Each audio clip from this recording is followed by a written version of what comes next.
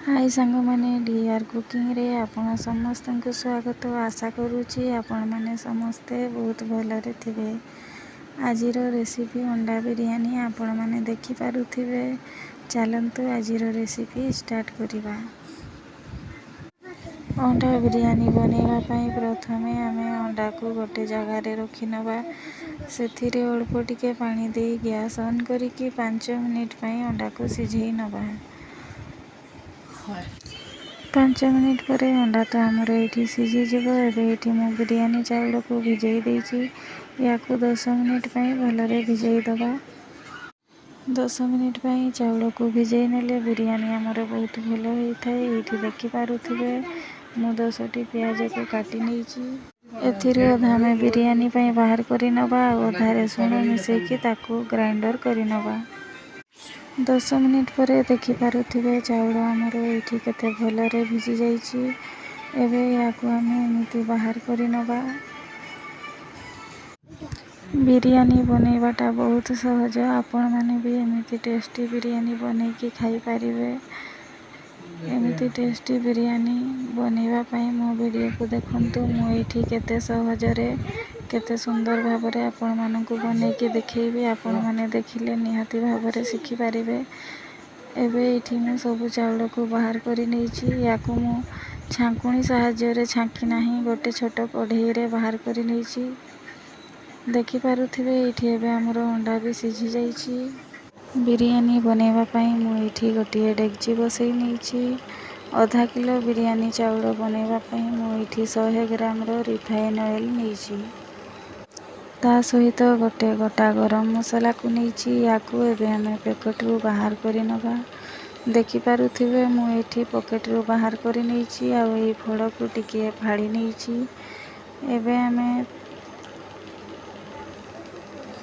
एथिरे अल्प टिके जीरा पकई नबा। जीरा टिके लाल ही गला परे हमें एथिरे गोटा गरम मसला को पकई नबा।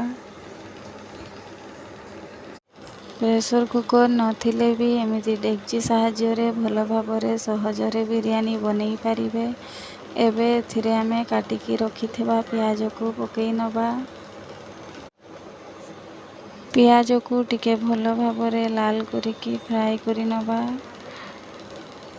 प्याज आमर जेते भलरे फ्राई हबो बिरयानी आमर सेते टेस्टी हबो। सेहिथि पई हमें प्याज को टिके भल भाबरे लाल करिकी फ्राई करिबा। सिझी जाइथिबा अंडा को मु एठी गोटे प्लेट रे बाहर करी नेछि। ता सहित मसला मु एठी ग्राइंडर करी नेछि। एबे हमें प्याज को आउ टिके भाजी नबा। देखि पारुथिबे प्याज हल्का भाजी हे आसिलानी। याकू एमिति टिके टिके भाजी नबा। प्याज एठी हमर पूरा लाल हे कि एबे फ्राई हे जाइछि। याकू एबे हमें काढी नबा। प्याज काढ़ा बेले गैस बंद कर दबा। नहले डेगची को तले ओल्हेकी प्याज को काढ़ी नबा। नहले बाकी प्याज सब पोड़ी जीवो। अधा प्याज बाहर करी नेला परे एबे हमें सेथिरे बिरयानी चाउल को पकई नबा। बिरयानी चाउल को भल भाबरे पकई नबा। बिरयानी चाउल पकई सारिला परे एबे हमें गैस ऑन करिकी डेगची को आउ थरे बसई नबा। सबु चाउल को आमे भलरे मिक्स करिकी भाजी नबा। याकू आमे एमिति 10 मिनिट पर्यंत भाजी नबा। चाउल आमे जेते भलरे भाजीबा बिरयानी आमर सेते टेस्टी हबो। तेलरे भल भाबरे चाउल को भाजी नबा। देखि पारुथिबे एठी केते भलरे भाजी हे जाइछि। एबे हमें एथिरे पानी दबा। पानी सब बळे मापिकी नबा। मु एठी आधा किलो चाउल रे गोटे बेला पानी नेछि। पाखापाखि 1 लिटर हबो। देखि पारुथिबे मु एठी अंडा को भी छोड़ेई नेछि। एही बेला रे 1 लिटर पाखापाखि पानी हबो। आधा किलो चाउल रे 1 लिटर पानी देले बिरयानी आमर परफेक्ट हबो।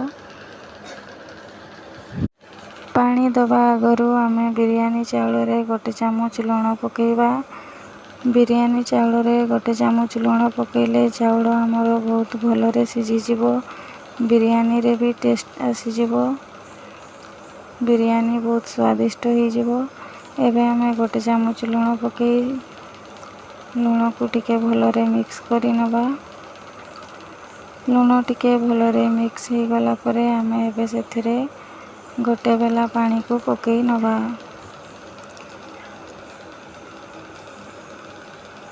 ମୁଁ ଏଇଠି ସ୍ୱାଦ ଅନୁସାରେ ଲୁଣ ଦେଇଛି, ଆପଣମାନେ ଚାହିଁଲେ ଲୁଣ ନ ଦେଇପାରନ୍ତି। ପାଣି ପକାଇ ସାରିଲା ପରେ ଏବେ ୟାକୁ ଆମେ ଟିକେ ଭଲରେ ମିକ୍ସ କରି ନେବା। ଭଲରେ ମିକ୍ସ ହେଇଗଲା ପରେ ଆମେ ଗ୍ୟାସ୍ର ଫ୍ଲେମ୍କୁ ଟିକେ ହାଇ କରି ନେବା। ଗ୍ୟାସ୍ର ଫ୍ଲେମ୍କୁ ହାଇ କରିକି ୟାକୁ 10 ମିନିଟ୍ ପାଇଁ ଛାଡ଼ିଦେବା। 10 ମିନିଟ୍ ପରେ ପାଣି ଫୁଟିଗଲା ପରେ ୟାକୁ ଆମେ ଲୋ ଫ୍ଲେମ୍ରେ ଆଉ 10 ମିନିଟ୍ ପାଇଁ ଛାଡ଼ିଦେବା।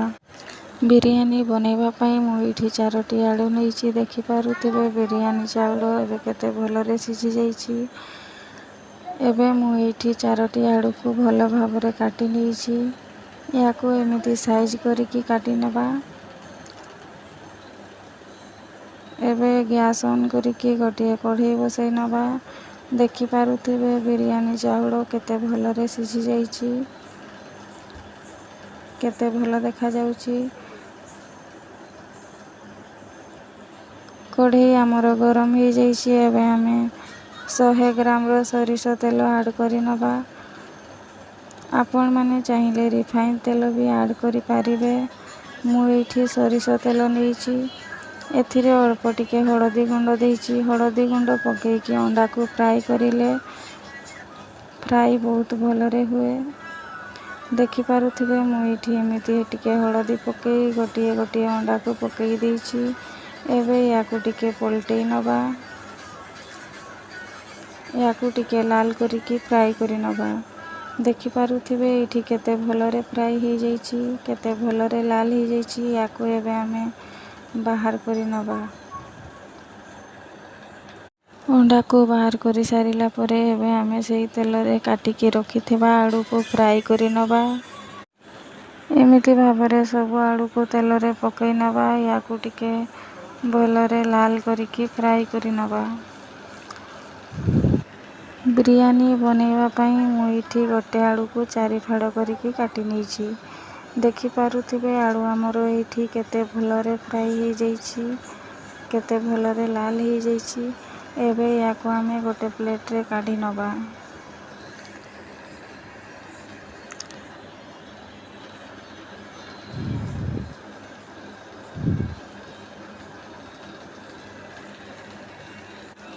ଏବେ ଆମେ ଏଥିରେ ଆଉ ଅଳ୍ପ ଟିକେ ସୋରିଷ ତେଲ ଦେବା।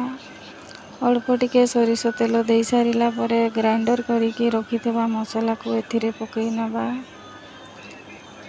ମସଲାକୁ ପକାଇ ସାରିଲା ପରେ ଏବେ ଆମେ ମସଲାକୁ ଟିକେ ଭାଜି ନେବା।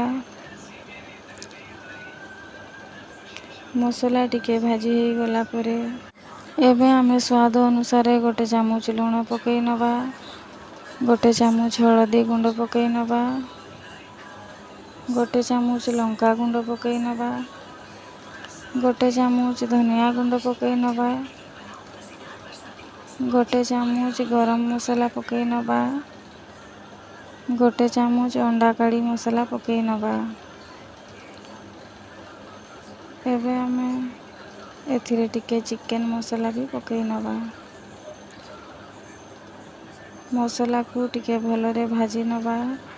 ମସଲାକୁ ଟିକେ ଲାଲ କରିକି ଭାଜି ନେବା। ମସଲା ଟିକେ ଲାଲ କରିକି ଭାଜି ହେଇଗଲା ପରେ ଏବେ ଏଥିରେ ଆମେ ଆଳୁକୁ ପକାଇ ନେବା।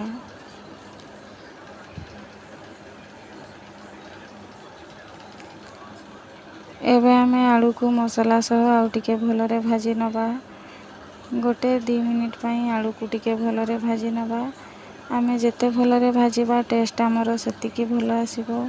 ଦେଖିପାରୁଥିବେ ଏଇଠି ଭାଜି ହେଇଯାଇଛି। ଏବେ ଆମେ ଏଥିରେ ଅଳ୍ପ ଟିକେ ପାଣି ଦେବା। ମୁଁ ଏଇଠି 1 ଗ୍ଲାସ୍ ପାଖାପାଖି ପାଣି ଦେଇଛି।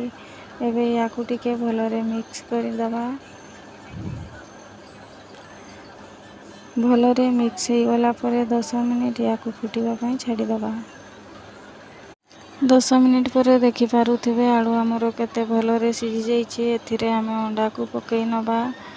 ତା ସହିତ ଆମେ ବାହାର କରିକି ରଖିଥିବା ପିଆଜକୁ ଏଥିରେ ପକାଇ ନେବା। ବିରିୟାନୀ ଖାଇବାକୁ ଯେଉଁମାନଙ୍କୁ ବହୁତ ଭଲ ଲାଗେ ସେମାନେ ନିହାତି ଭାବରେ ଗୋଟେ କମେଣ୍ଟ କରିବେ। ଦେଖିପାରୁଥିବେ ମୁଁ ଏଇଠି ବିରିୟାନୀ ଚାଉଳକୁ ସବୁ ବାହାର କରିକି ତଳେ ଅଳ୍ପ ଟିକେ ଚାଉଳ ରଖିଛି। ଏବେ ଆମେ ସେଥିରେ ଅଳ୍ପ ଆଳୁ ଗୋଟେ ଅଣ୍ଡା ଦେଇକି ଭଲ ଭାବରେ କଭର କରି ନେବା। ମୁଁ ଏଇଠି ଗୋଟେ କଭର କରିକି ଆପଣମାନଙ୍କୁ ଦେଖେଇଦେଲି। ଏଇଭଳି ଭାବରେ ସବୁକୁ କଭର କରି ନେବା। ଉପରେ ଟିକେ କଲର୍ ଗୋଳିକି ପକେଇ ନେବା। ମୁଁ ଏଇଠି ଅରେଞ୍ଜ ଫ୍ରୁଟ୍ କଲର୍କୁ ଗୋଳିକି ଦେଇଛି। ଆପଣମାନେ ଚାହିଁଲେ ଆଉ କେଉଁ କଲର୍ ବି ଦେଇପାରିବେ। 5 ମିନିଟ୍ ପରେ ଅଣ୍ଡା ବିରିୟାନୀ ଆମର ରେଡ଼ି ହେଇସାରିଛି।